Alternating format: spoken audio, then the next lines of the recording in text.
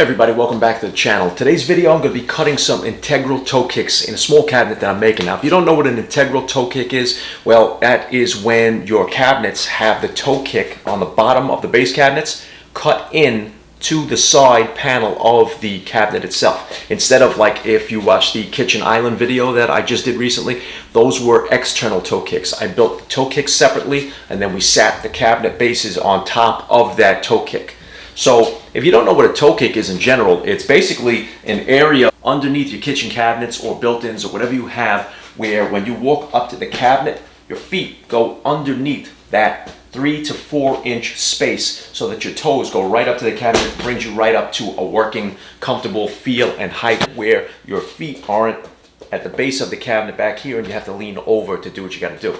That's the main reason that a toe kick was invented in the first place, and that's for the reason of comfort and design in the kitchen where it's functional. Okay, so let's get started on this. Okay, so I have my two cabinet sides sitting on my workbench here. You can see where I marked out, if the light's not drowning it out because the light is really bright in here. Hopefully I'm getting good focus, but I have these 80 millimeters in and 112 millimeters up. So I marked the location of where they're going to be towards the front of the cabinet. So this is my outer side of the cabinet. So the way I like to do it is to stand it up.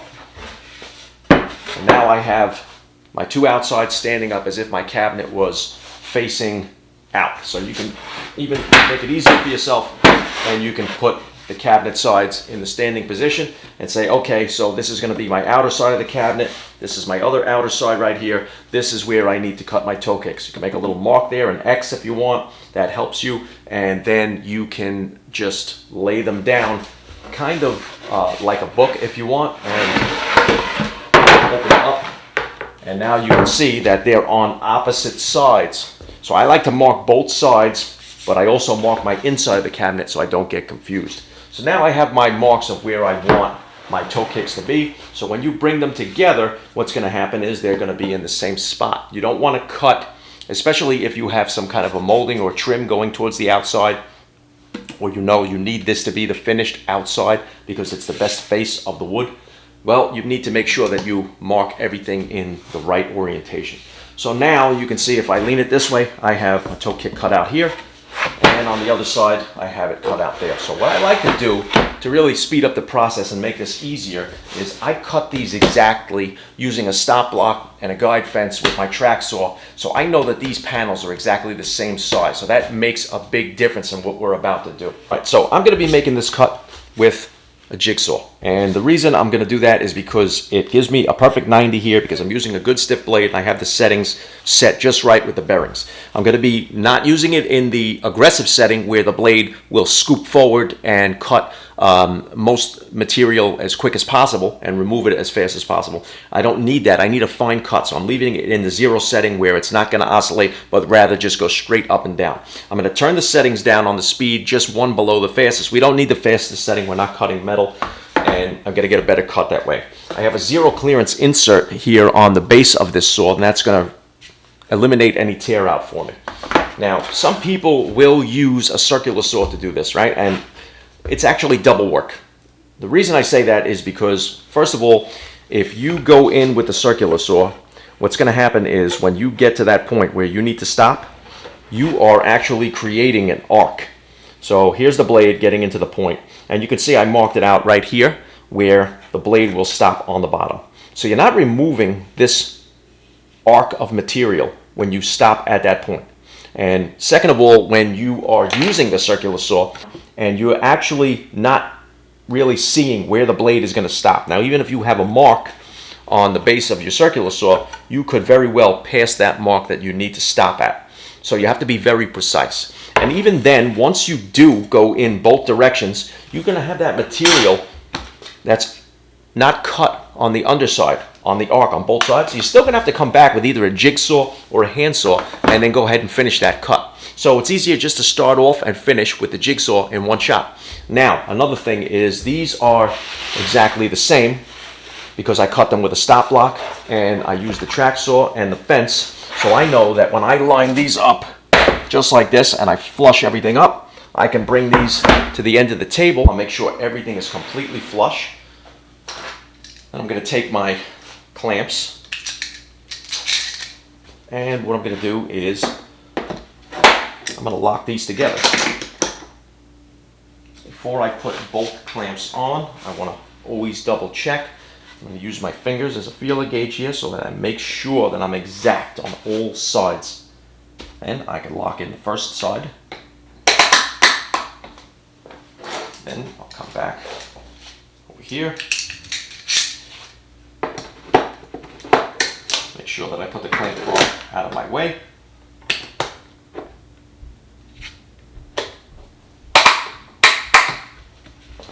And now this isn't going to move, and these pieces are clamped together. Now, if you don't trust that that's going to stay together, you can always take a clamp, put it here on the end, and you can clamp the edge right there.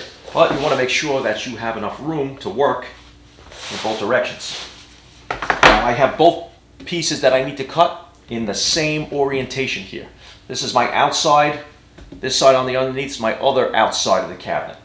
Now, once I make this cut, not only do I know that I'm going to have a perfect cutout of a toe kick that I marked out, but at the same time, I'm cutting both pieces. So I know that they're going to be completely equal. I don't have to go back and say like, oh, I missed a line on this one. I have to take a little bit more off. Everything's going to be dead on.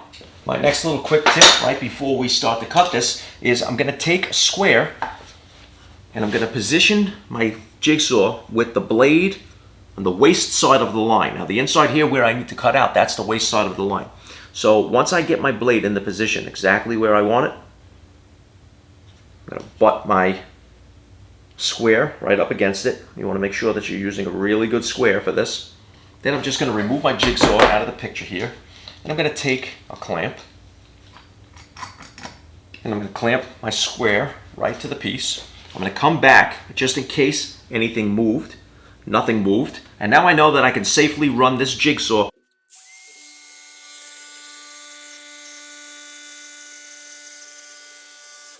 positioning my square to the other side.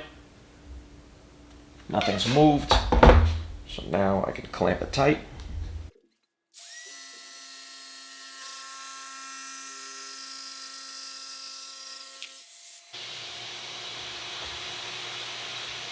Okay, so now that I have both pieces cut at one time, not only did I save time, but I'm going to get you in here and you're going to be able to see that this is a perfect cut. Okay, so really quick, I just took the camera off the tripod. Before I unclamp both pieces, I just want you to see how perfect that got in there. And we have both pieces cut at the same time, and you can see that now there'll be no variation. And I was able to get right to the inner part of this line here. Now, let's take the circular saw blade, show you what I was talking about. If I needed to come in here with the circular saw, right? We get right in to where we need to stop, which would be here. You can see that once I get to that line, the circular saw blade doesn't complete the cut, doesn't go all the way through. So that little part that you see at the bottom wouldn't be cut. And then from this side also would be the same thing. You would have to get right to the point, and you can see the end is not cut. Now, if you did go to where you want to make the cut all the way through, then what would happen was I'd go over and there would be a little X. So kind of like when you see people cut stair stringers and they use the circular saw because that's rough framing. Once they pass that point to get everything cut, which would be about here, you can see how it overshoots where you need to actually be. So let's put the blade right there, and if we need to cut all the way, you can see how it goes past. And then your cut would be all messed up. You'd have a line here and a line here, and you'd have like a little X. All right, so now just knock these clamps off out of the way. Now you can do this with any jigsaw. It doesn't have to be a carvex Festool jigsaw. It could be any jigsaw you have, as long as you get a good blade and you know how to set the bearings on the jigsaw. It's basically a handheld bandsaw, so it has bearings on the back, and you need to adjust those bearings. And if you don't have that guide bearing set, then what happens is the blade can wander or bend, and then you won't get a perfect 90. I can check with my square here, and you can see when I come off this here that this is absolute. You may not be able to see this on camera, but That's an absolute dead 90 inside there. And that's because the settings are perfect on it. And I had to set that out of the box. They don't come like that. They come with a little bit of play. And that little bit of play and that slack needs to be taken up. So just whatever jigsaw you have, make sure you adjust that. So now I can open these up, stand them up the way they will be when they're put together as a cabinet. And now you can see I have my perfect cutout for my toe kicks. They're both exactly the same, identical. So now I know not only is the piece perfect, but each one of these is identical, and I can put this cabinet together, and then when I put the full toe kick on the front to cover up that plywood and the underneath, it's going to match up perfect, and the cabinet's going to look absolutely complete. I hope you guys really got something out of this, because I know a lot of you guys are trying to make your own cabinets and built-ins and things like that, and you don't want to do an external toe kick, which is building that separate toe kick and then dropping the cabinet boxes on it. There is a little bit more involved in that, you know, doing that with the external. So if you have existing cabinets and you're adding to them, or you're replacing existing cabinets, this is the way you want to do it right here. You know, cut your integral toe kicks, and I use a jigsaw. If you did want to go ahead and use a circular saw, or even if you were using some people use a table saw, they use the rip fence, and then they get close to the line, they still finish it up with either a jigsaw or a handsaw. So just keep that in mind. If you have a bandsaw, it's easier on a bandsaw because you can use the rip fence on a bandsaw. Now I have only a jigsaw because I used to have a big bandsaw, but I sold it because I just don't have the room in my shop for these big tools right now. So when I do eventually get a bigger shop, then I probably will get back a full table saw and have it off to the side, and I'm still going to use the track saw and everything like that. I'll probably get a bandsaw back if I need it. I haven't used it much, so I'm probably not going to go for a bandsaw right away. That's not like a necessity for me. It's kind of a luxury. All right, guys, so hope you guys enjoyed the video. Give it a thumbs up if you liked it. Definitely hit that subscribe button. Make sure you hit that picture of a notification bell that's on the bottom of the screen there. It's going to notify you every time I upload a video, so you won't miss anything. All right, guys, I got a lot of work to do. Once I get this cabinet together, I'm going to do a separate video on undermount drawer slides, because this is going to have pretty much two big drawers in it, and since they're going to be pretty far apart, this is a wide cabinet, almost 36 inches wide. So I want the drawers to be really stout. So they're going to be big drawers with a 1/2 inch bottom, and I'm going to be using undermount drawer slides that hold over 100 pounds. So there are some things that you need to learn about making drawers with undermount drawer slides. There's a lot involved in there, so I'm going to be doing a separate video on that. All right, guys, stay tuned. I'll see you next time. Thanks for joining me in the shop.